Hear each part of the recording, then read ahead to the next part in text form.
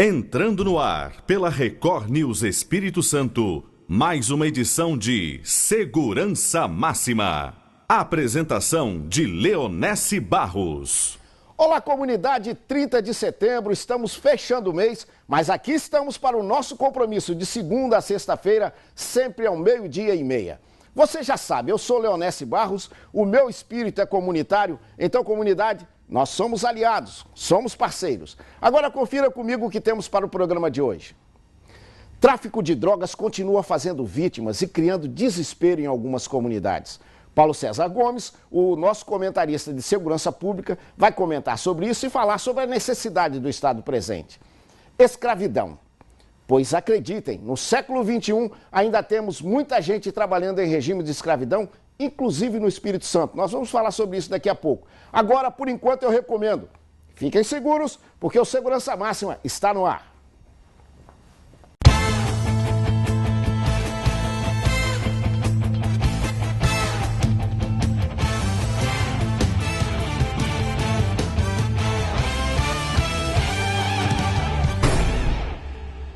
Setembro, segunda-feira, hoje é dia da secretária, meus parabéns a vocês que tornam a vida dos executivos mais fáceis de serem vividas. É dia também do tradutor, muito obrigado, parabéns a vocês que tornam as coisas que nós não entendemos fáceis de serem entendidas. É dia também do jornaleiro, olha, muito obrigado a você que toda manhã religiosamente joga o jornal lá no meu portão. E hoje também é dia da navegação, que me faz lembrar de um grande mestre de cabotagem, Antônio Gomes de Araújo, de saudosa memória, meu sogro. Olha, eu vou chamar para vocês uma matéria de Vila Nova de Colares, na Serra, que fala sobre o tráfico de drogas. Confiram. O Wellington da Cruz Santos, de 32 anos, foi assassinado na noite desta quinta-feira com vários tiros pelo corpo. O crime aconteceu na casa dele, no bairro Vila Nova de Colares, na Serra. O corpo de Wellington foi encontrado pela polícia caído em um dos cômodos da casa. O Wellington era usuário de droga. A família acredita que o crime teria sido motivado por causa de uma dívida dele com traficantes da região. Segundo relatou a irmã dele, a polícia disse que teria sido ameaçada há cerca de 2 meses por causa de uma dívida de R$30. Ela pagou e não foi mais ameaçada, só que o Wellington continuou devendo. O caso está sendo investigado pela Divisão de Homicídio e Proteção à Pessoa de Vitória. O tráfico de drogas, como a gente disse na abertura, continua causando vítimas e levando desespero a várias comunidades. Falamos há pouco, então, de Vila Nova de Colares. Agora, que é lá na Serra, a gente vem a Vitória, no bairro São Pedro. Também o tráfico de drogas está criando uma série de problemas. Confira na matéria. Foi por volta das 6:30 da noite, próximo ao Bar do Bigode. Um homem ainda não identificado chegou atirando. 4 pessoas foram baleadas. Havia sangue por toda a rua e nem a cadeira escapou. E aí escutei os tiros. Só saí para a porta, para fechar a porta, eu já vi gente correndo, baleado, saindo sangrando. A polícia passa direto, mas parece que eu sigo vigiando, a polícia passa para poder executar as coisas que eles querem. Uma das vítimas, um menor de idade, contou à polícia que estava sentado na calçada com um amigo chamado Lucas, o possível alvo. Quando viu que o amigo se levantou e se preparava para correr, então percebeu que um homem apontava uma arma na direção deles. O menor teve 3 perfurações. Pelas marcas aqui no chão, deu para ver que ele correu e acabou parando ali no meio da rua. O local é um ponto intenso de tráfico de drogas. A população está assustada. Todo mundo entra em desespero, né? Todo mundo, até eu. Entrei, fiquei doido aí. Nem quis sair pra fora, eu saí depois que passou uns 10 minutos. Você viu aí na comunidade? Os folgados dos traficantes continuam querendo serem os donos do pedaço. Eu vou chamar para comentar sobre tráfico de drogas o companheiro Paulo César Gomes, é o nosso comentarista de segurança pública. Paulo César, boa tarde. Boa tarde, Leonesse. Estamos aí numa segunda-feira, fechando o mês, mas olha só, os traficantes, rapaz, em São Pedro, Vila Nova de Colares, e agora no centro da cidade, são 2 morros ali tradicionais, o Morro da Piedade, onde tem a Unidos da Piedade, e Morro da Fonte Grande, todo dia dando tiro, muito embora o GOT, o Grupo de Operações Táticas da Polícia Civil, tenha ido lá, prendido aquela família dos Ferreiras, mas a situação continua. E aí, meu amigo? O tráfico de drogas, ele continua fazendo muitas vítimas e aumentando até o número de homicídios no nosso estado. Ele é o responsável pelo o número crescente de homicídios no nosso estado. Agora, eu vejo que falta uma ação estratégica do próprio governo em expandir a delegacia de entorpecentes. É uma delegacia, Leonesse, que fica na Serra. E a Grande Vitória tem 1,5 milhão de habitantes. Como uma delegacia responsável para combater o tráfico de entorpecentes fica na Serra e com poucos policiais. Isso nunca vai dar certo, isso nunca vai diminuir. É importante investir, descentralizar a delegacia de entorpecentes, colocando nos grandes municípios para que tenha um suporte maior na identificação dos traficantes. Ali no centro da cidade, né? Vou insistir, Piedade e Morro da Fonte Grande. Todo dia tem tiroteio e não se resolve isso. Exatamente. O Morro da Piedade e da Fonte Grande não foi inserido no projeto de Estado presente. O governo errou exatamente nisso. Por quê? Há muitos anos, eu principalmente quando eu trabalhava na repressão ao tráfico de entorpecentes, já tinha conhecimento e quantas vezes combatemos o tráfico na região da Piedade e também na Fonte Grande. E agora o governo não inseriu esses dois morros, que tem uma concentração muito grande de traficantes na região do centro de Vitória. Parece que não há um carinho no trato com isso. Por exemplo, semana passada a gente viu noticiando Nova Rosa da Penha 1 e 2, lá em Cariacica, falando de uma loura que ainda nem sabem quem é, mas já estava nos jornais. Será que a polícia não foi precipitada? Não devia primeiro encontrar essa loura, prender e depois chamar a imprensa para noticiar? Não, vamos manter em sigilo. Qual sigilo? Bom, não há mais sigilo, porque foi identificado que seria uma loira, com uma comparsa também, uma mulher, que ainda comanda o tráfico. Com mão de ferro, dizem? Com mão de ferro, lá no bairro Nova Rosa da Penha, que o tráfico lá também é conhecido. Isso não é novidade para os órgãos de segurança, isso é muito conhecido. Agora, se divulgou, porque não quer prender, ou quer que a pessoa saia do local. Enfim, é uma situação que você não pode ter uma explicação. Se fosse uma ocupação para evitar tiroteios, para preservar a vida dos moradores da região, como foi feito no Rio de Janeiro, agora recentemente vai ser invadido o Morro do Lins, lá no Rio de Janeiro, mas está sendo avisado, olha, nós vamos invadir. Quer dizer, isso é para prevenir até a segurança do próprio morador. Agora, no Espírito Santo, por exemplo, não há justificativa nenhuma para dizer que vai ser feita uma operação em Nova Rosa da Penha para prender uma loira ou, enfim, qualquer outra pessoa que tenha o tráfico de droga o seu comércio ilegal na região. Fica a sensação de que a polícia não sabe trabalhar com sigilo, né, para atingir o seu objetivo. O sigilo é a parte mais importante de uma operação policial. A inteligência também alimenta os órgãos que vão combater o tráfico de entorpecentes. Agora, se você não tem um sigilo em determinadas situações para que você faça um trabalho eficaz e dê resultado, divulgando, você não vai ter resultado algum. A pessoa já está prevenida, sabendo que está sendo procurada e vai se distanciar um pouco da região, mas comandando o tráfico à distância. Isso sempre vai ocorrer quando há um vazamento de informações. O importante é aumentar o efetivo da Polícia Civil. A gente vem falando sempre no efetivo da Polícia Militar, que hoje tem um efetivo até razoável para o combate, a prevenção do Estado. Agora, a Polícia Civil, que é a Polícia Judiciária, a Polícia Investigativa, tem que ter um aumento do seu efetivo, porque senão vamos ficar enxugando gelo e isso não é o interesse do Estado de não combater o crime. Lamentável. Paulo César, muito obrigado, meu amigo. Boa tarde. Olha, você sabe como participar, não é, comunidade? Porque eu sei que você está assistindo. Mas como eu tenho repetido, tem sempre o seu vizinho, o seu amigo, aquele que está lá mais distante. Ensine para ele como. Preste atenção. Basta enviar seu e-mail para pauta@recordnewses.com.br, curtir nossas páginas nas redes sociais, facebook.com/recordnewses, twitter.com/recordnewses e ainda participar das enquetes no portal www.simnoticias.com.br. Você também pode ligar para a nossa redação pelos telefones 3434-5723, 3434-5724. Viu como é fácil participar? Não deixe de mandar a sua mensagem, o seu e-mail, de telefonar. Olha, no próximo bloco nós vamos falar sobre escravidão. Tem muita gente no Espírito Santo trabalhando em regime de escravidão, mas isso é para daqui a pouco. Segure um pouco que a gente já volta.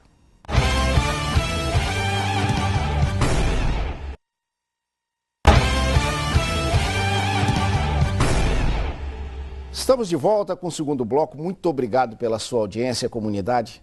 Olha, lamentavelmente um caminhão-tanque explodiu na BR-101 Sul, lá no município de Anchieta, e matou 3 pessoas. Mas você vai ver detalhes disso no Hora News, hoje apresentado pela companheira Priscila Cerqueira. Fiquem ligados. Comunidade, você sabia que em pleno século XXI o Espírito Santo é um dos palcos de trabalho escravo? Pois é, por aqui nós temos muita gente ainda trabalhando em regime de escravidão. O ano passado, inclusive, 26 empregados foram resgatados. No início do mês, a gente falou aqui de empregados trabalhando numa fazenda no município de São Mateus em regime de escravidão. Olha, mas isso está para acabar, porque a gente chamou para entrevistar hoje um xerife dessa questão. É um homem que vai lidar bem com isso. Ele é o doutor Leandro Mitidieri. Ele é procurador da República em São Mateus e cuida dessa questão de trabalho escravo, meio ambiente. Muito obrigado pela sua presença aqui, doutor. Se dispôs de vir lá de São Mateus até aqui nos prestigiar com a sua presença. O prazer é todo meu, Leonel, essa oportunidade do Ministério Público Federal de dialogar com seus telespectadores, né? Vamos fazer o que a gente tem feito. Explica primeiro para a gente, Ministério Público Federal, qual é a função? Perfeito, ótima pergunta. O Ministério Público Federal, o mais conhecido é o promotor de justiça. Sim. O procurador da República, ele nada mais é do que o promotor de justiça em questões federais, né? Então, ele atua nas ações ou demandas cíveis, ambientais, de direitos humanos de âmbito federal ou então nos crimes da competência da Justiça Federal. Obrigado, doutor. Agora, trabalho escravo, isso é um absurdo numa época dessa, não é? Isso é um tremendo absurdo. Num país que já alcançou o 5º lugar em termos de PIB, hoje é a 6ª economia mundial e hoje nós ainda temos, num estado como o Espírito Santo, um estado rico, com grandes empreendimentos, nós ainda temos trabalho escravo em pleno século XXI. Eu tenho dados de que houve, inclusive, um aumento, né, de 2011 para 2012 em torno de 14%. Por incrível que pareça, com todas as condições favoráveis a todos os trabalhadores, inclusive no meio rural, gozarem de condições dignas de trabalho, o que nós notamos é que em alguns casos a exploração do trabalhador ela aumenta, né? O que é chocante é que isso ocorre principalmente nos grandes empreendimentos. Um absurdo. Nos grandes empreendimentos. Em relação aos grandes empreendimentos, nós temos um trabalho, eu atuo, além de atuar como Procurador da República em São Mateus, eu faço parte de um grupo de trabalho da Procuradoria-Geral da República Nacional, sobre unidades de conservação, e também participo de um outro grupo que trata da questão quilombola.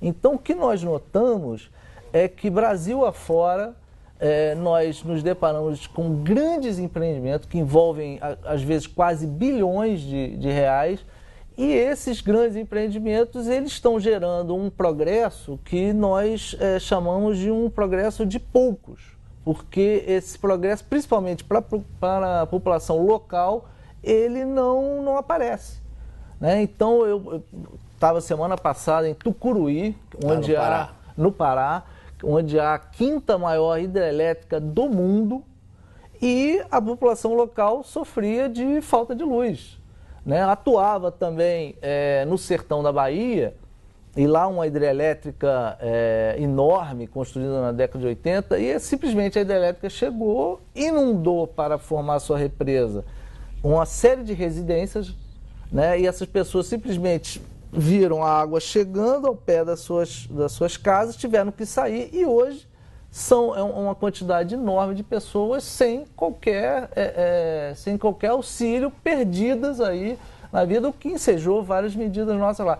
E voltando aqui para o nosso caso... Que é um estado pequeno em relação ao Pará, e a gente tem esse tipo de problema aqui também. Pois é, voltando aqui para o Espírito Santo ele principalmente na sua costa, possui um bioma muito sensível, é uma área muito sensível em termos de meio ambiente. E que é uma coincidência que ocorre, é um problema que nós vamos ter que lidar, porque essas áreas de prioridade de proteção ambiental, elas coincidem com as áreas de interesse da indústria do petróleo, né? Então, e aí, então, fica mais difícil. Pois é, essas coisas coincidem, E aí surgem os grandes empreendimentos, e o que a gente vem notando também numa reunião recente com os pescadores de Barra Nova, eles relatavam isso, esse grande empreendimento aqui, mais de um que tem aí pela nossa costa, principalmente a costa norte do Espírito Santo.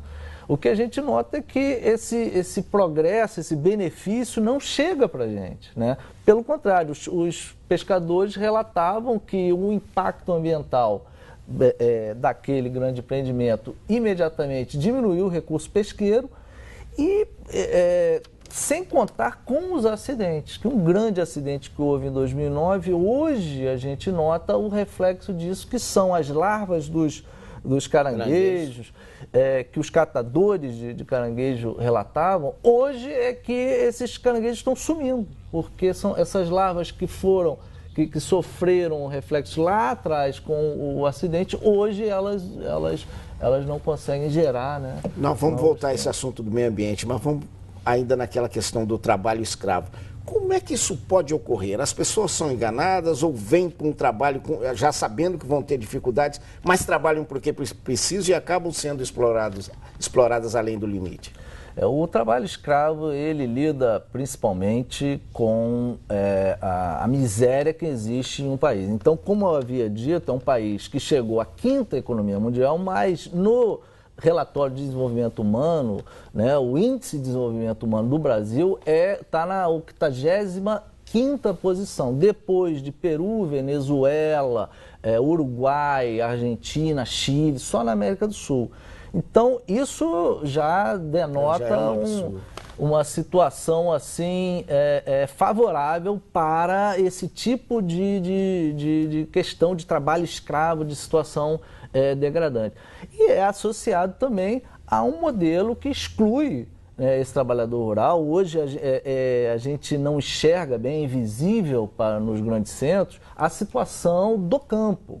E aí isso envolve o trabalhador rural em geral, né, o que acaba sem terra e é criminalizado quando luta pelo acesso à terra, uma melhor distribuição dessa terra, e também populações tradicionais, absolutamente invisíveis e excluídas dessa produção. Então, todos esses elementos combinados acabam gerando essa possibilidade de uma pessoa se sujeitar a um trabalho que não aparenta, né, todas as condições. E isso depois se agrava, porque o trabalho escravo ele tem essa mudança, é oferecido sempre uma situação. Uma coisa e depois o empregador executa outra.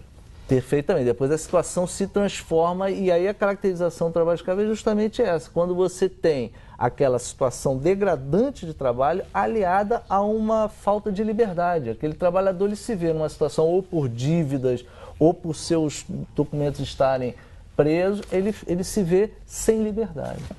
Eu pontuei que o senhor é um xerife para essa situação. Qual é a expectativa da gente não ver isso mais acontecer no Espírito Santo com a sua ação, a ação do Ministério Público? A ação do Ministério Público não é de um xerife, né? Nós adotamos uma série de instrumentos até de conciliação, né? Evita-se ao máximo a judicialização, você processar, por isso que a lei prevê, da essência do Ministério Público, buscar, por exemplo, termos de ajustamento de conduta ou acordos, expedir recomendações. Então, em último caso, é que nós ajuizamos, e aí em São Mateus recentemente, ajuizamos 2 ações contra até grandes grupos econômicos que realizavam trabalho escravo, grandes proprietários, né? E na questão ambiental a mesma coisa. Em alguns casos nós tivemos que recorrer à justiça, né? Isso é lamentável, doutor. Infelizmente o nosso tempo, a gente ainda tinha mais assuntos aqui, explorar aquelas questões dos relatórios de impacto no meio ambiente e tal, mas vamos agendar uma outra visita sua para a gente explorar melhor isso. Muito obrigado por o senhor ter vindo, a sua disponibilidade em se deslocar lá de São Mateus e vir até o Segurança Máxima falar sobre isso. E a nossa expectativa era que esse trabalho escravo no Espírito Santo se reduza. Perfeito, Leonel. Te agradeço e queria só avisar que na Semana de Consciência Negra o Ministério Público vai realizar uma outra ação coordenada que é na questão de regularização quilombola, que não aconteceu. Que também é uma área que sofre muito. Menos de 10% dos territórios quilombolas foram regularizados, essa questão parou agora. no âmbito federal. Então, eu só queria deixar aqui... Nós vamos agendar um outro encontro para a gente falar mais sobre isso. Para divulgar essa ação coordenada. Muito obrigado. Eu que agradeço. Comunidade, nós vamos para um pequeno intervalo, mas fiquem seguros que a gente já volta.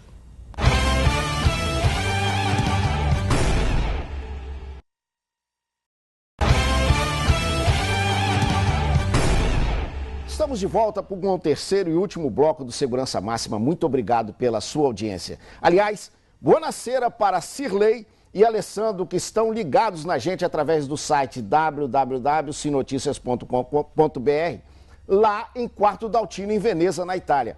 Buonasera, piacere falar com vocês.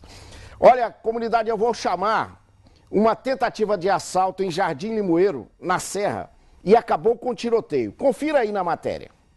O assalto aconteceu por volta de 3 horas da tarde.